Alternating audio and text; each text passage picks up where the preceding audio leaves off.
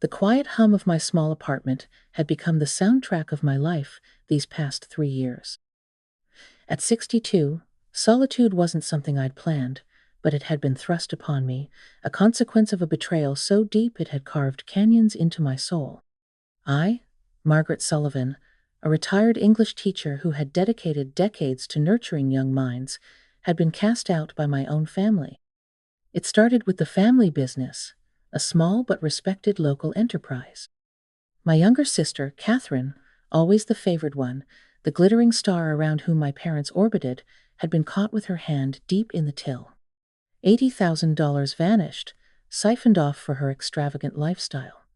But somehow, through a twisted narrative spun by Catherine and readily accepted by my parents, the blame landed squarely on me. Me, the quiet one, the responsible one, the one who always cleaned up messes. They called it mismanagement, poor oversight. They called me careless, untrustworthy. The words were daggers, thrown with chilling precision. And just like that, I was disowned, cut off completely, my name seemingly erased from the family ledger. I'd built a new, smaller life since then, filled with books, quiet walks, the occasional substitute teaching gig. It was lonely, yes, but it was mine. The silence was preferable to the sharp edges of their judgment. Until one rainy Tuesday afternoon, an email notification pinged. An unfamiliar sender, the subject line simply, "Thinking of you." Curiosity piqued, I opened it. It contained a link to a video sharing site. Hesitantly, I clicked. The video loaded, shaky, obviously filmed on a phone. It panned across a room filled with flower arrangements. Lilies, roses, carnations, all funereal white. Then the camera focused on a large portrait resting on an easel. My portrait. An older one, from years ago, but unmistakably me. Below it, a banner read, "In loving memory of Margaret Sullivan." My breath hitched. The camera swung around, capturing familiar faces, my parents, looking appropriately somber, my sister Catherine, dabbing at dry eyes, accepting condolences from people I recognized from my old life. A voiceover, muffled but clear enough, spoke of my sudden passing and the upcoming memorial service. My blood ran cold. This wasn't a mistake. This wasn't some bizarre prank. This was calculated. This was monstrous. They hadn't just disowned me, they had declared me dead. My own family was holding my funeral. The initial shock felt like a physical blow, stealing the air from my lungs. Why? The question hammered against my skull. Why go to such lengths? The hurt was immediate, a fresh wave crashing over the old scars. But beneath the pain, something else began to stir, something cold and hard. A flicker of the steel, I thought, had rusted away. They thought they could erase me, bury me under lies and lilies. They thought I was gone. But I was very much alive, and the dead, it seemed, were about to speak. The realization settled, heavy and chilling. They had manufactured my death, and I had to find out exactly why. The video played again and again on my laptop screen, each viewing etching the scene deeper into my mind. The somber faces, the white flowers, my own face staring back from that portrait, a ghost at my own wake. The shock began to recede, replaced by a slow-burning anger that felt unfamiliar, almost foreign, yet strangely energizing. How could they? How could my own parents, the people who raised me, sign off on such a grotesque lie? And Catherine, my sister, the architect of my exile, now seemingly orchestrating my posthumous existence. Flashbacks flickered. Catherine's crocodile tears after the embezzlement scandal broke, my mother's stony silence, my father's averted gaze as he told me to leave and never contact them again. The 80 was just the catalyst, I realized now. This wasn't just about money, it was about elimination. They wanted me gone, truly gone, wiped from the record. The pain of that initial banishment 3 years ago was a dull ache I'd learned to live with. But this was an active, ongoing desecration. They were mourning a woman who sat breathing in her own apartment, miles away. They were accepting condolences for a life they had deliberately tried to ruin. The sheer audacity of it was breathtaking. I paced my small living room, the floorboards creaking underfoot like my own fractured composure. I couldn't let this stand. This wasn't just about reclaiming my name, it was about reclaiming my very existence. They had underestimated me, always had. Saw the quiet teacher, the dutiful daughter, the responsible older sister, and assumed weakness. They never saw the spine forged by years of quiet endurance, the resolve simmering beneath the surface. My hands trembled as I searched online for legal representation. I needed someone sharp, someone who wouldn't be intimidated by the sheer strangeness of the situation. I found a name. Eleanor Davies, a lawyer known for tackling complex family disputes, described in testimonials as tenacious and meticulous. Taking a deep breath, I dialed the number. Explaining the situation felt surreal, like recounting a plot from a macabre novel.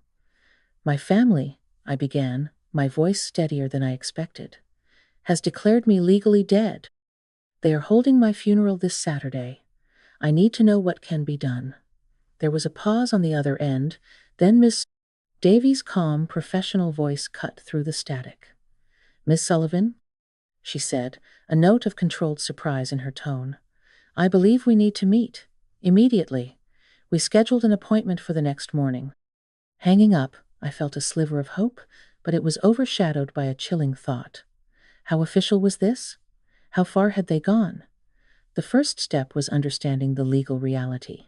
Miss Davies' initial research, delivered the next day, was sobering. "Margaret," she said, her eyes meeting mine across the polished desk. "According to the state records, a death certificate was filed 2 weeks ago. It appears legitimate.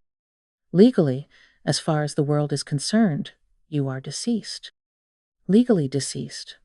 The words hung in the air of Miss Davies' office, heavy and suffocating.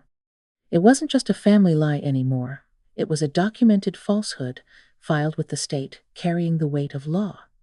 My mind raced. How? Who signed it? What doctor would attest to the death of a living woman?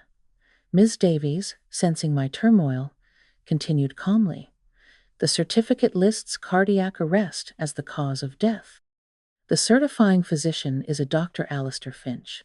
Does that name mean anything to you?" It didn't. I shook my head, a knot tightening in my stomach. "We need to understand the timeline," Miss Davies stated, pulling out a calendar. "The certificate was filed 2 weeks ago. The funeral is this Saturday. What else happened around that time?" I thought back, dredging through the fragments of information I gleaned occasionally through mutual acquaintances or accidental social media glimpses I allowed myself. Catherine. There was something about Catherine. "My sister," I said slowly, the pieces clicking into place with sickening clarity. "She got married recently. A lavish wedding, from what I heard. About 3 weeks ago." Ms. Davies made a note. "And your inheritance?" she asked gently. "My inheritance. A trust fund set up by my grandparents, substantial, meant to provide security in my later years. It was separate from the family business, solely in my name, inaccessible to my parents or Catherine unless I was dead. It was to be dispersed upon my death," I whispered, the full horror of their plan crashing down on me. "It wasn't just about erasing me, it was about funding Catherine's new life with my money. The 80 she stole was likely just the beginning.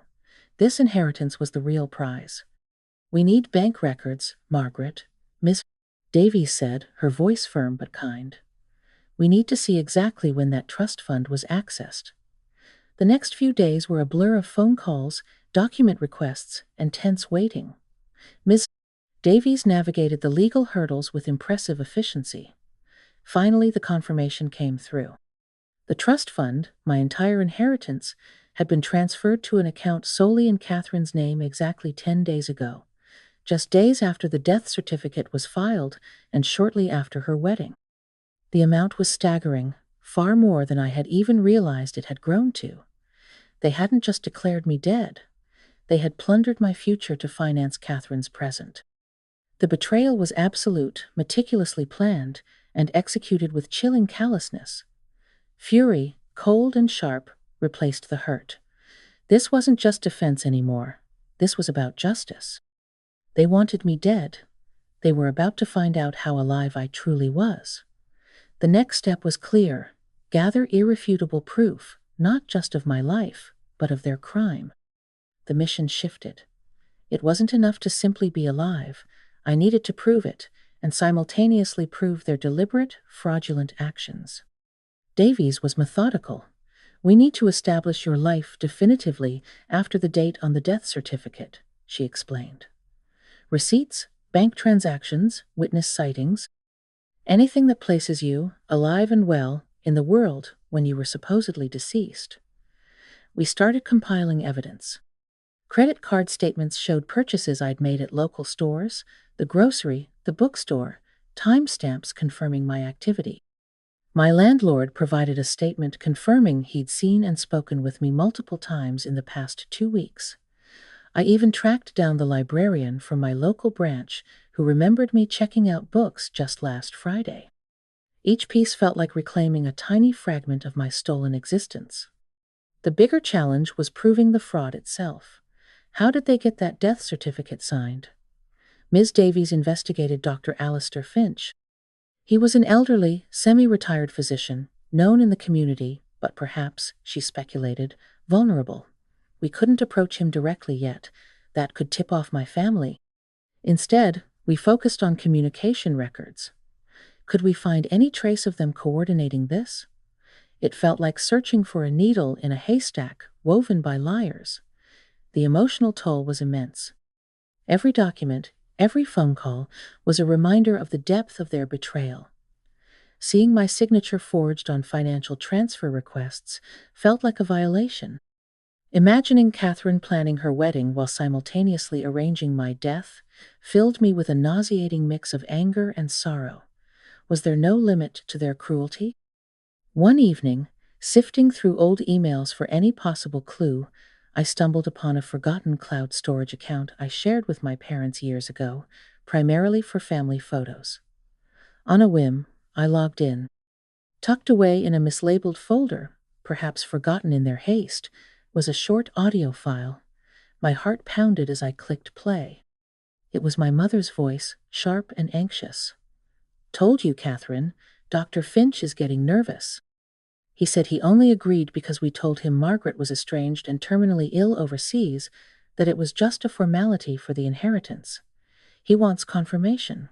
Then Catherine's voice, smooth and dismissive. "Relax, Mother. He signed it.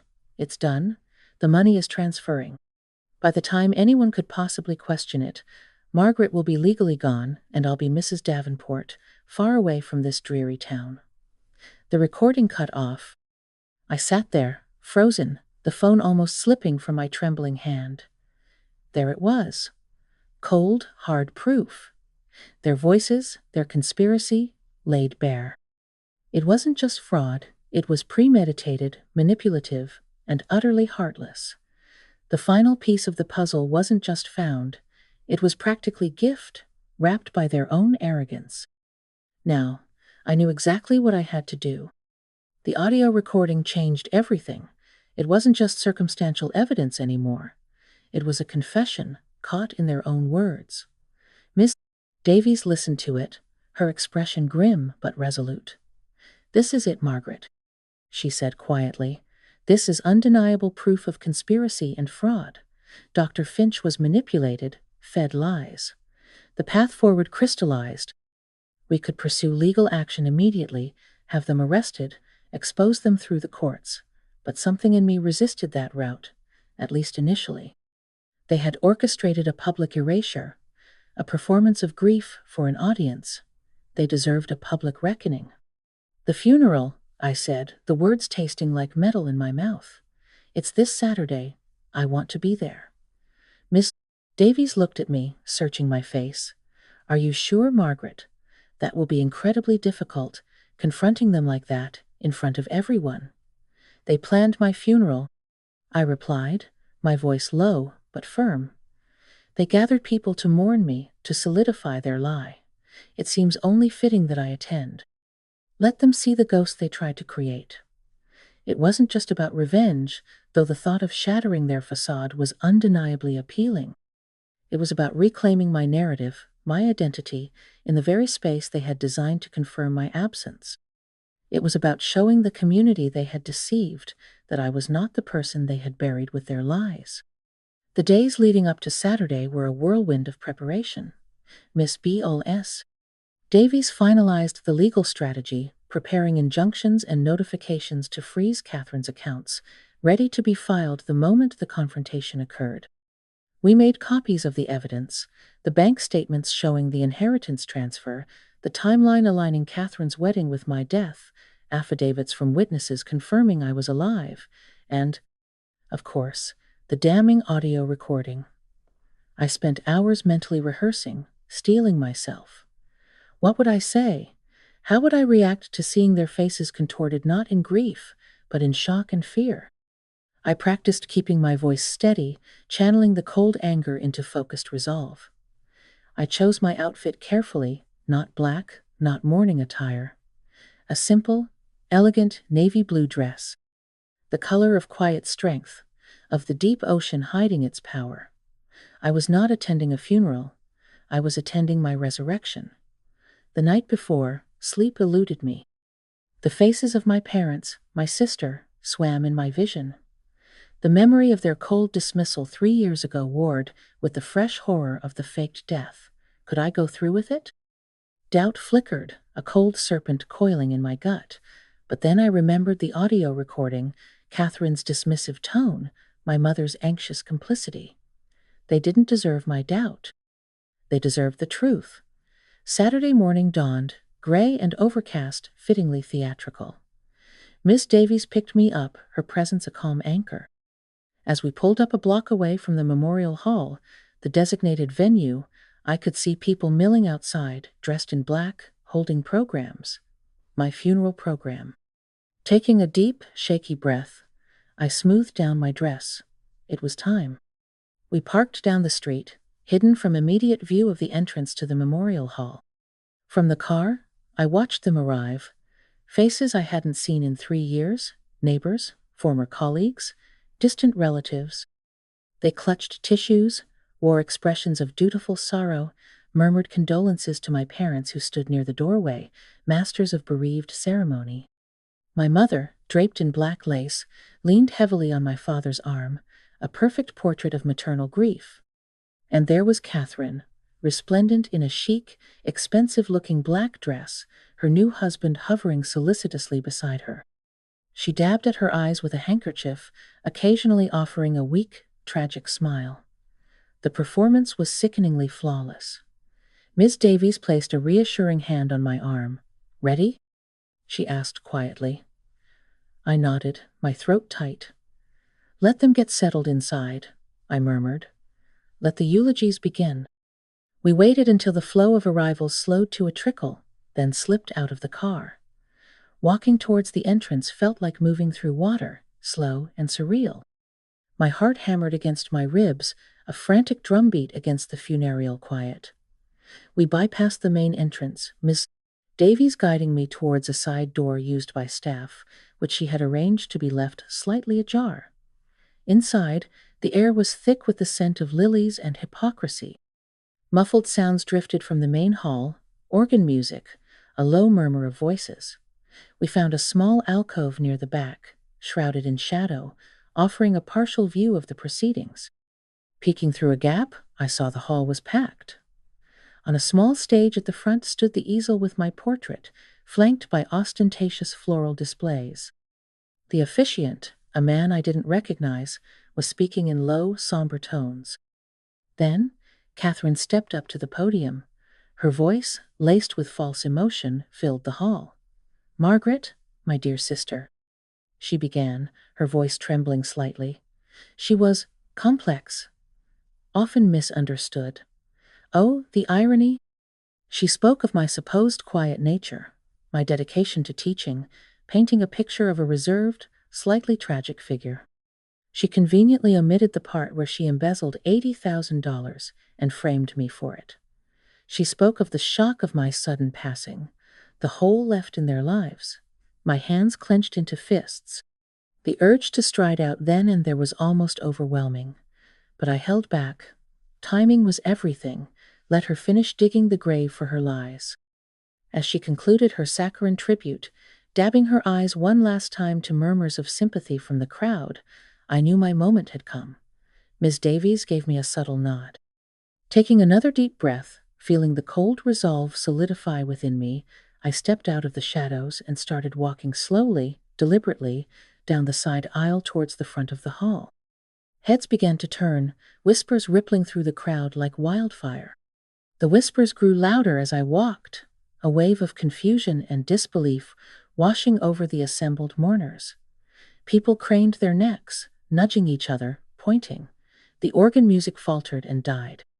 All eyes were on me, this impossible apparition, walking towards the stage where my own memorial was taking place. I kept my gaze fixed forward, directly on my family.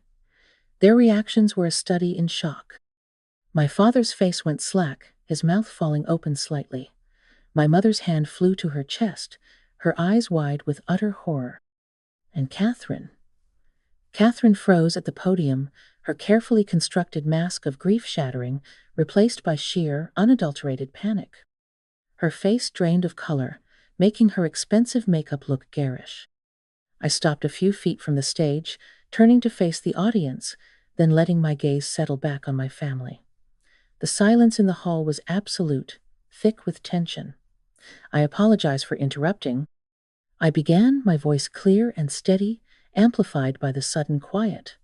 But I feel I must correct a few inaccuracies. A collective gasp went through the crowd. People were starting to recognize me, the resemblance to the portrait on the easel undeniable, yet utterly impossible according to the narrative they'd been fed. Firstly, I continued, my voice gaining strength, reports of my death have been greatly exaggerated. My eyes locked with Catherine's. Isn't that right, Catherine? Or should I say, Mrs. Davenport? Her face contorted, a mixture of fear and fury. Who are you? She stammered, trying to regain control, appealing to the bewildered crowd. This is cruel. Someone is playing a horrible trick. This woman is clearly disturbed. Security. Disturbed? I echoed, taking a step closer. Is that what you told Dr. Finch I was? Disturbed? Terminally ill? Conveniently overseas?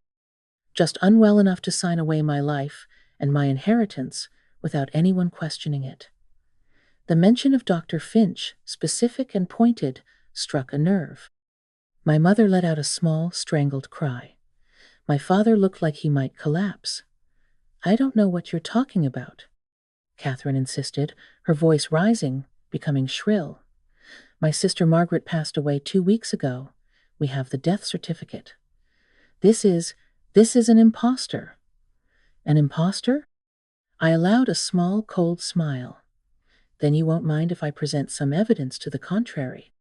Evidence, perhaps, that this funeral is nothing more than the final act in a disgusting fraud designed to steal my inheritance.